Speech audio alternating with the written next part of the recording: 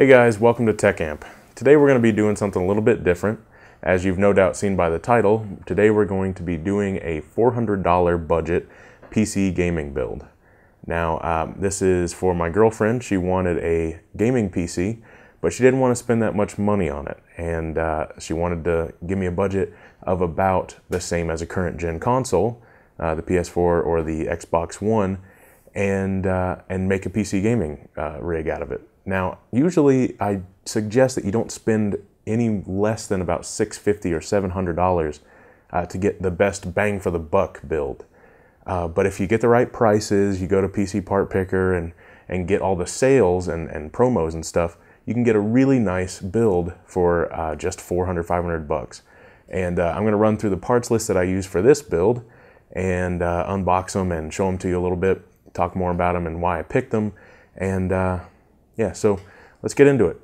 All right, so the first part on our list is the CPU. For this, I picked the Intel i3-4150. This is a great bang for your buck CPU. It has performance in games very similar to the better processors like the 2500, 3500, 46 series i5s, and even up into the i7s on gaming performance that isn't CPU bound, with the same card, of course, GPU that is. So there's the CPU in its little case, and for this build we are going to be using the stock cooler.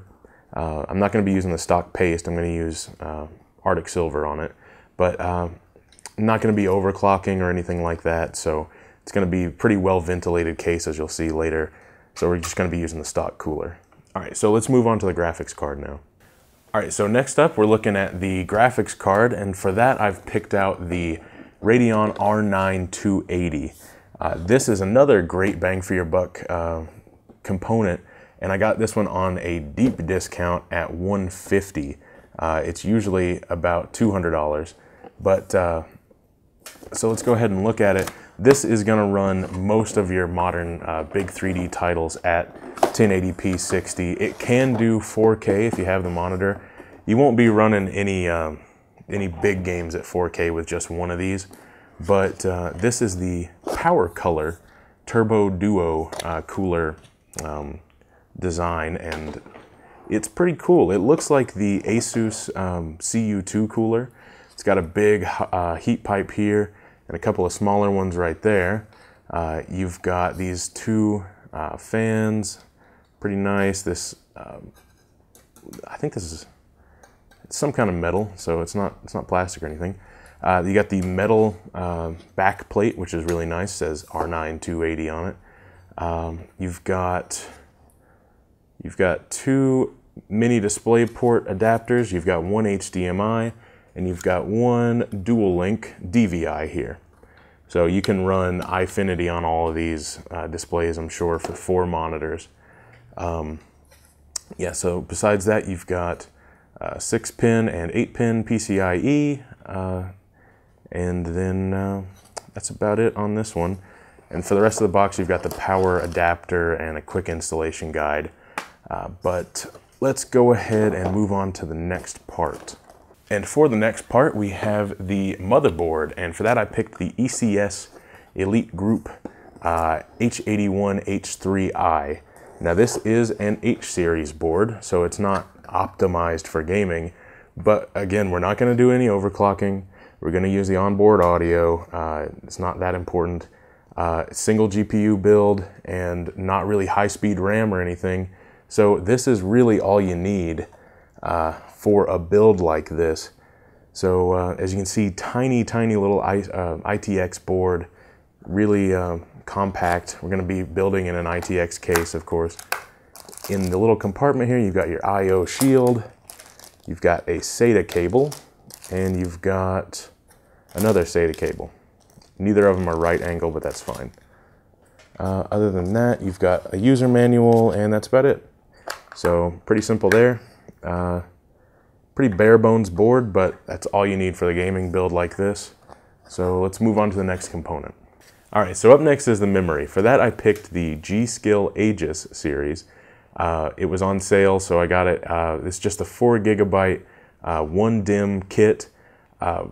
it's not the greatest, but in a budget build, I think the money is better spent on the GPU and the CPU and stuff like that. So you can always upgrade to another 4 gigabytes and have an 8 gigabyte kit.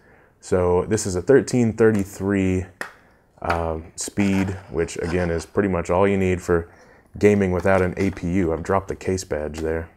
Hold on. As you can see, this is a really cool looking DIMM though. It's got a nice design on there. And this case badge, which is definitely going right on the front of the case. She'll love it, I'm sure. And yeah, so that's pretty much it for the memory. All right, so next up we have the PSU. And for that, I got a great deal on this Thermaltake 600 watt unit. It's not modular in the least, but it's 600 watts. It's really good build quality, like with Thermaltake. And it was $20 with mail-in rebates. So let's get this thing open. Hold on. Get this thing open and take a quick look at it. It is gonna look like pretty much any other power supply, really. But we'll go ahead and take a look. Get in there. Okay. So yeah, just pretty simple, regular old power supply. 600 watts, it's gonna have enough for our 280 to run just fine, and probably even two 280s to run out of, honestly. But yeah, so that's about it for the power supply. All right, so next up we have the storage drive. For this, I just picked a nice terabyte drive. It's a Hitachi Desk Star. I always like that name. But this is just a regular old 32 megabyte cache, 7200 RPM, 1 terabyte drive. I got a really good deal on it. It was only 43 bucks, and not a bad deal. So we'll move on to the case now, our final part. All right, so for the final part of our build, we have the case. And for that, I picked out the Cooler Master Advanced 120. This is a really cool, really small mini ITX case. It's got plenty of room to build in it, plenty of room for a large video card, which is definitely what we need for that one. And it just looks great, and it's tiny. It's like the size of my head. And it's gonna be great for our build. Has room for an ATX power supply. Has room for, I think, 3.25 storage drives, and 1 5.25 disk drive, or whatever you want to slap in there. And you can put, I think, 4 SSDs in there if you try hard enough. Of course, you can just stick an SSD wherever you want.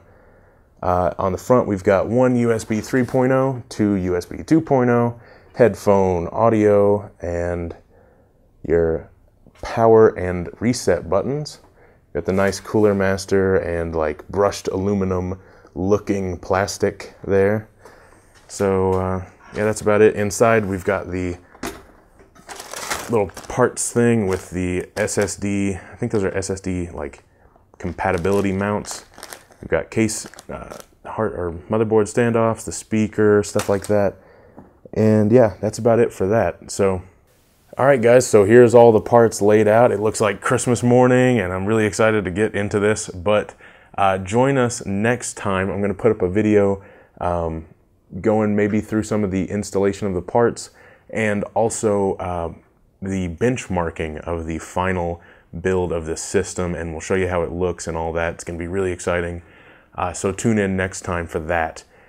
Go ahead and like, comment, and subscribe so you can't forget to watch the next video if you're subscribed, right? So go ahead and do that, and you'll see the next part of it. So it does look amazing, doesn't it? Oh. Okay, so see you later, guys. Thanks for watching. It's been TechAmp. Have a good one.